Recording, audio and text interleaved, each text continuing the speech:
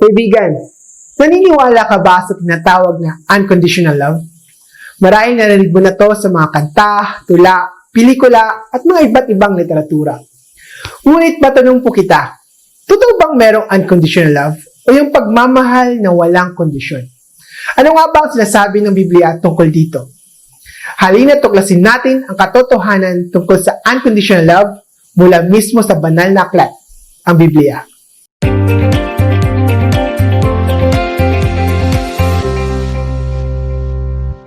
Una sa lahat, ating alamin kung ano ang ibig sabihin ng unconditional love.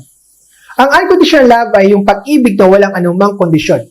Ito yung pag-ibig na kung saan kahit anong gawin ng taong mahal mo, ay hindi magbabago ang iyong pagtingin sa kanya. Pipiliin at pipiliin mo pa rin ang mahalin siya kahit ano pang mangyari. Magandang pakinggan, hindi ba? Ngunit, paano kung ang taong mahal mo ay naging masama? Yung taong mahal mo ay nananakit ng bata, isa siyang terorista, isa siyang rapist, sinusuway niya ang mga batas, hindi nakikinig sa mabuting payo. Mamahalin mo pa rin ba ang taong ito? Pababayaan mo ba siya na manakit ng iba? Kung unconditional love ang papasagutin mo, ang sagot ay oo. Mamahalin mo siya kahit sino pa man siya. Kahit gaano pa kasama ang kanyang ugali. Kahit na wala kang nakikita anumang bahid ng pagsisisi sa mga masamang ginawa niya. Ang unconditional love ay hindi nagbibigay ng anumang restrictions, demands, at requirements. Basta lang ibigin mo ang taong ito na walang anumang expectations mula sa kanya. Bago natin ituloy ang programang ito, nais ko muna maging malinaw sa inyo. Baka sakaling bigyan niyo ng maling kahulugan ng aming turo. Hindi kami naniniwala sa unconditional love, pero naniniwala kami sa wholehearted love o buong pusong pagmamahal. Ang wholehearted love ay ang malayang pagbibigay ng iyong pag-ibig na hindi humingi ng anumang kapalit. Ang pag-ibig na ito ay ang pagmamahal na higit pa sa ano pa ang patas. Ang pagiging mapagpasensya, mabait at mapagpatawad sa mga kahinaan at pagkakamali ng mga tao. Iyan ang wholehearted love. Pansinin natin ang turo ni Kristo. Matthew 5 verse 44. Ang sabi, "Ngunit ito naman ang sinasabi ko, ibigin ninyo ang inyong mga kaaway at ipadalangin ninyo ang mga umiusig sa inyo." Totoo na nasa atin ang desisyon na magmahal, ngunit meron din tayong desisyon kung ating pahintulutan ang iba upang tayo patuloy na saktan, pagsamantalahan at usigin.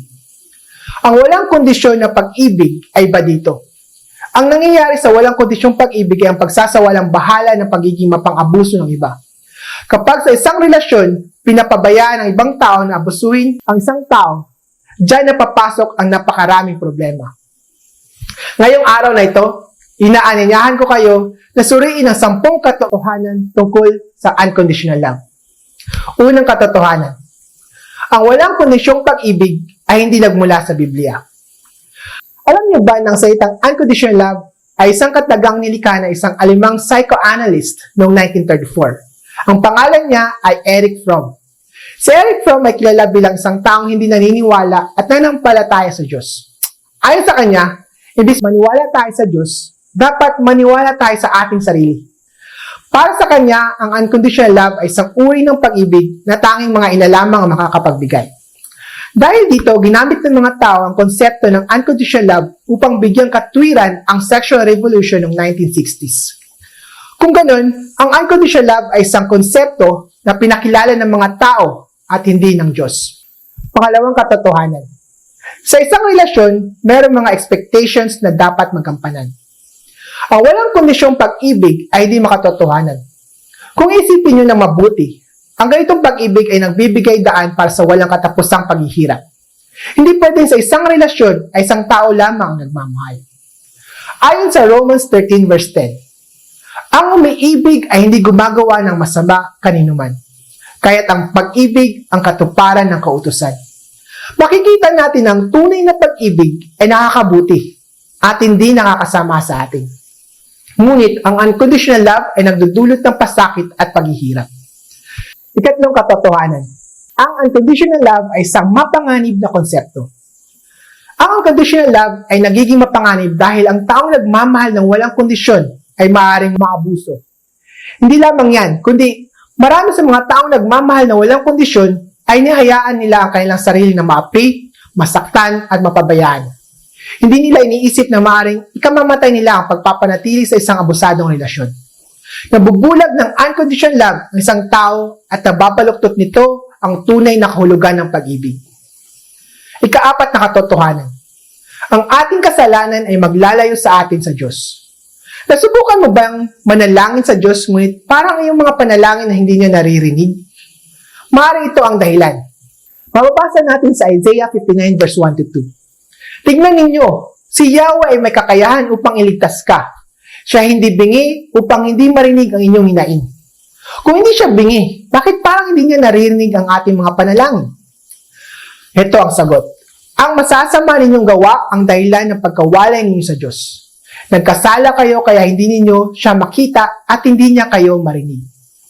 Ang kasalanan ay isang napakalaking issue para sa ating Panginoon. Ito ay napakaseryosong usapin para sa Kanya. Sa tuwing tayo nagkakasala, naapekto nito ang ating relasyon sa Panginoon. Kung ganoon, ano dapat ang ating gagawin? Isaiah 55 verse 6 to 7 ay nagsabi, hanapin mo si Yahweh habang siya'y matatagpuan. Manalangin ka sa Kanya habang siya'y malapit pa. Dapat nang talikuran ang mga gawain ng taong masama at dapat magbago ang pag-isip ng taong liko. Sila'y dapat nangumbalik at lumapit kay Yahweh upang kahabagan. At mula sa Diyos, magkakamit nila ang kapatawaran. Kung ang pag-ibig ng Diyos ay tunay na walang kondisyon, hindi mahalaga sa Kanya kahit na nagkasala tayo, hindi. Ngunit nabasa natin na mahalaga sa ating Diyos na tayo dapat talikuran ang ating mga kasalanan at tahakin ang tamang landas. Ika-5 katotohanan. Ang Diyos ay ang siyang unang gumawa ng hakbang upang magkaroon tayo ng relasyon sa Kanya. Dahil sa dakilang pagmamahal ng Diyos sa atin, siya na mismo ang gumawa ng paraan upang tayo tawagin sa Kanyang pamilya. Mahal niya tayo kahit na tayo ay nasa ating kasalanan. Ngunit ayaw niyang manatili tayo sa ating mga kasalanan. Ang sabi sa John 4 verse 19, tayo umiibig sapagkat ang Diyos ang unang umibig sa atin. Dagdag pa ng Romans 5 verse 8, ngunit pinatunayan ng Diyos ang kanyang pag-ibig sa atin nang namatay si Kristo para sa atin nung tayo makasalanan pa. Kahit nung makasalanan pa tayo, kahit nung wala pa tayong relasyon sa Panginoon, namatay na si Yahshua o Jesu Kristo para sa atin. Ganyan tayo kamahal ng Diyos. Ika-6 na katotohanan. May papakita natin ang ating pag-ibig sa Diyos sa pamamagitan ng pagsunod sa Kanya. Marami ang sasabi na mahal nila ang Diyos, pero ang kanilang gawa naman ay taliwas sa kanilang sinasabi. Hindi tugma ang kanilang salita sa kanilang gawa. Para sa ating Panginoon, hindi sapat ang salita lamang. Dapat ang ating pananampalataya ay may kaakibat na gawa. Mababasa natin sa John 14 verse 15 at 21. Kung iniibig ninyo ako, tutuparin ninyo ang aking mga utos. Ang tumatanggap sa mga utos ko at tumutupad sa mga ito, ang siyang umiibig sa akin. Ang umiibig sa akin ay ibigin ng aking Ama. Ibigin ko rin siya at ako'y lubusang magpapakilala sa kanya. Nakikita niyo na ba kung paano may kondisyon ng Panginoon sa ating relasyon sa Kanya? Para sa Diyos, kung tunay mo siyang iniibig, hindi ka mag-aatubiling gagawin ang gusto niya para sa iyong buhay. Sabi ng 1 John 5 verse 3, sapagkat ang tunay na pag-ibig sa Diyos ay ang pagtupad sa kanyang mga utos. Hindi naman napakahirap sundin ang kanyang mga utos. Kung tunay mong iniibig ang Diyos, hindi magiging pabigat para sa iyo ang pagsunod ng kanyang mga utos. Ika-7 katotohanan. Kung totoo ang pag-ibig na walang kondisyon, ang lahat ay maliligtas, kasama na si Satanas at ang kanyang mga demonyo. Basahin natin ang isa sa pinakapopular na bersikulo sa Bibliya, John 3 verse 16. Sapagkat gayon na lamang ang pag-ibig ng Diyos sa sangkatauhan, kaya't ibinigay niya ang kanyang kaisa-isang anak, upang sino mang sumampalataya sa kanya ay hindi mapahamak, kundi magkaroon ng buhay na walang hanggan. Habang nais ng Diyos na maligtas ang lahat ng tao, hindi lahat ay magsisisi at hindi lahat ay maniniwala. Sabi sa verse na ito, ang maliligtas lamang ay yung mga sumasampalataya sa Diyos. Isa itong maliwanag na turo kung saan nagsasabing may mga kondisyon tayong dapat matupad sa ating relasyon sa Panginoon. Heto pa po, basahin natin ang Matthew 7 verse 21 to 23. Hindi lahat ng tumatawag sa akin, Panginoon, Panginoon, ay papasok sa karya ng langit, kundi ang mga taong sumusunod sa kalooban ng aking Ama na nasa langit.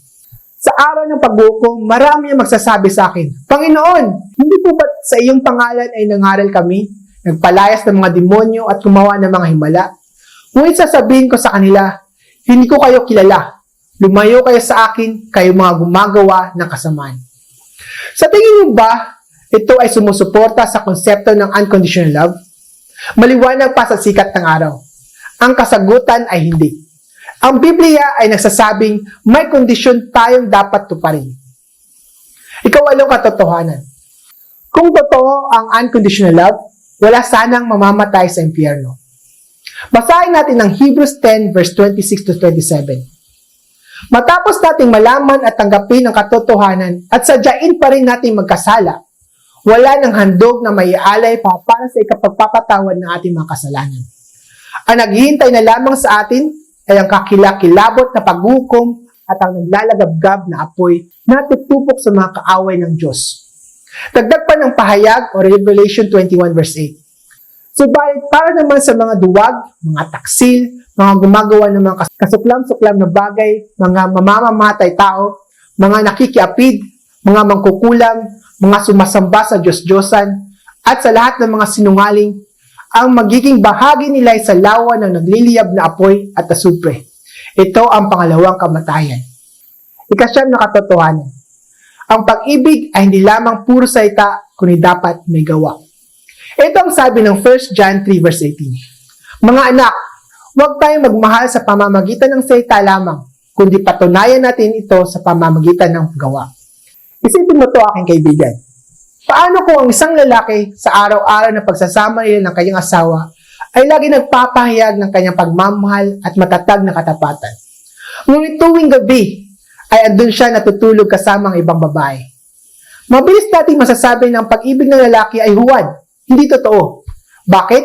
Kasi sa isang pagsasama ng mga kasawa, kaakibat na nito ang pagiging tapat at hindi pagkakaroon ng sinumang kahati ng kanyang pag-ibig.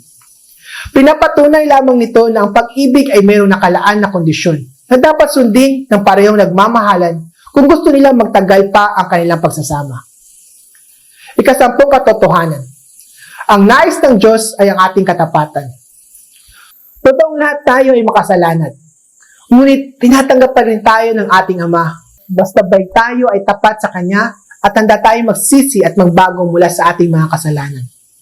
Heto ang sabi ng 1 John 1 verse 8 to 9. Kung sinasabi natin tayo walang kasalanan, dinadaya natin ang ating sarili at wala sa atin ang katotohanan. Subalit kung ipinapahayag natin ang ating mga kasalanan, patatawarin tayo ng Diyos sa mga ito at lilinisin tayo sa lahat ng ating kasalanan sapagkat siya'y tapat at matuwid. Makikita natin na basta ba tayo ay nagsusumikap na talikuran ng ating kasalanan at laging sundin ang utos ng Diyos, mananatili tayong malapit at masaya sa ating relasyon sa Kanya. Makikita natin na ang unconditional love ay hindi naayon sa turo ng Bibliya. Ang tunay na pagmamahalan ay mayroong mga kondisyon na dapat sundin at matupad. Kung walang kondisyon sa isang relasyon, pwede magkaroon ng pag-aabuso, pagpapasakit at pagpapahirap sa pagitan ng dalawang nagmamahalan.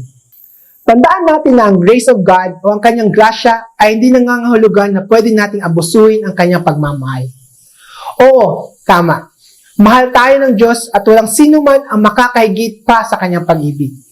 Ngunit naglaan din siya ng mga kondisyon na dapat nating sundin kung gusto nating manatili ang ating malapit na relasyon sa Kanya. Huwag nating aabusuin ang pagmamahal at ang grace of God. Sapagkat sa uli, ang sarili lamang natin ang ating sinasaktan. At ito'y ikakapahamak natin. Sa halip, gawin natin ang nais ng Diyos. Sundin natin ang Kanyang mga utos. Dahil ang pagsunod sa Kanya ay hindi lamang makakabuti sa atin, kundi ito ay magdadala sa atin sa buhay na walang hanggan. Yun lamang po. Ako'y nananalangin na sana'y marami kayong natutunan ngayon. Hanggang sa susunod. Ako po si Joshua Infantado ng biblicaltruths.tv na nagpapaalala sa inyo. Lagi kayong matuto at lumago sa katotohanan ng Diyos.